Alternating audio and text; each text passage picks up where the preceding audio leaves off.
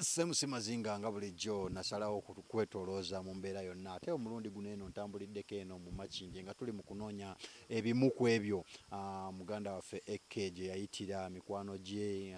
bye yakolako ffe twasazeewo ne tugamba okujjukira Ekke tulina okukola ku ebyo abantu be batabadde tebasuubira buli omu agenda akola buli kisoboka akola interviews kuba Chameleone kubani ffe tusazeewo tukuleeteko Ekke we yasulanga ennyumba ziri zolengera sayidi eri Ekke we yasulanga ne mukwano gwe Nfanfe Kabalaasi we babeeranga waneno nga bava ne bakuba endongo okwetoloola ensi yonna yonna kati ffe mu kujjukira Ekke ennaku z'omwezi nga 15 wali ku Nikaani tusazeewo tukulambuza emikwano gya Ekke gye yasulanga ebintu yabikola atya aba producer nzija baani yonna ngenda kubanga ate mbayitamu mu mikwano gya Ekke kantu tutwale omukisa guno eno okulambulako wane tuli Makindye ku church ku Salama Road ku church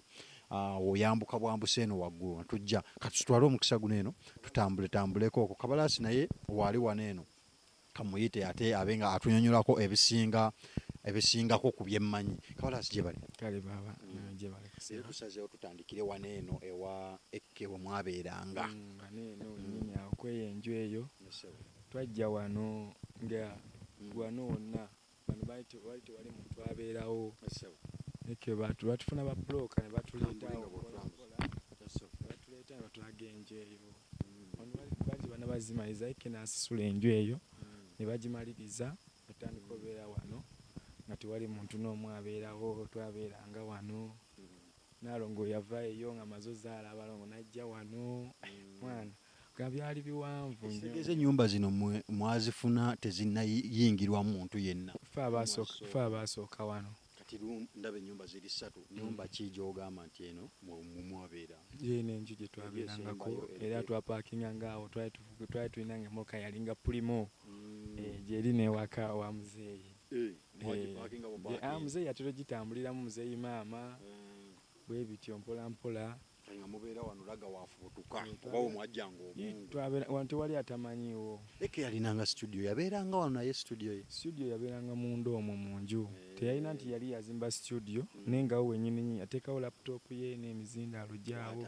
nga tubeera awo bwetyo mpola mpola. Kale bwe mwavanga wano mwaddanga wa? Ebiseera ebisinga twavanga wano Palaso yali asula waggulu awo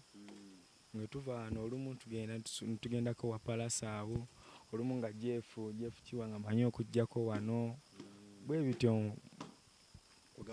bakyalibe bonna ttiimu ye yonna baganda bonna bamusanganga wano. Twabeeranga wano ne VIP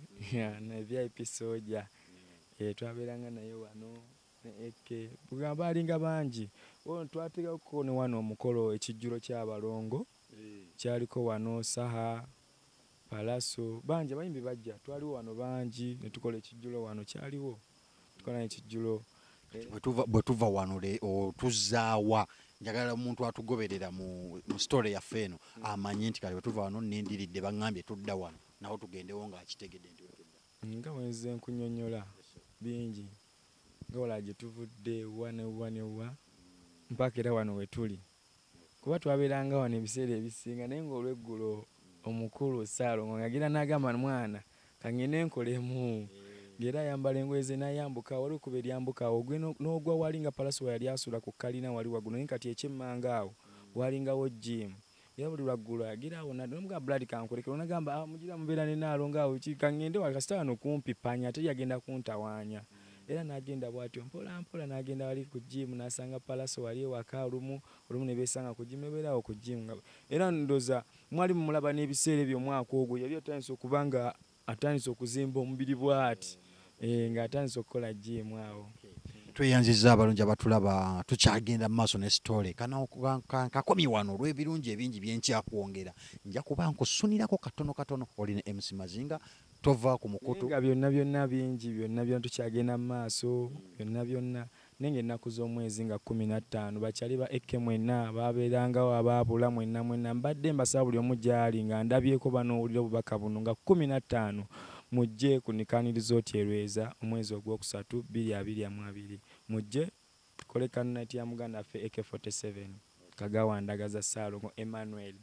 yamani kanku tunasinkana ate mu katundu kaffe akaddako tovaawo wookalabye oba okwongererayo n'abalala bakategeera.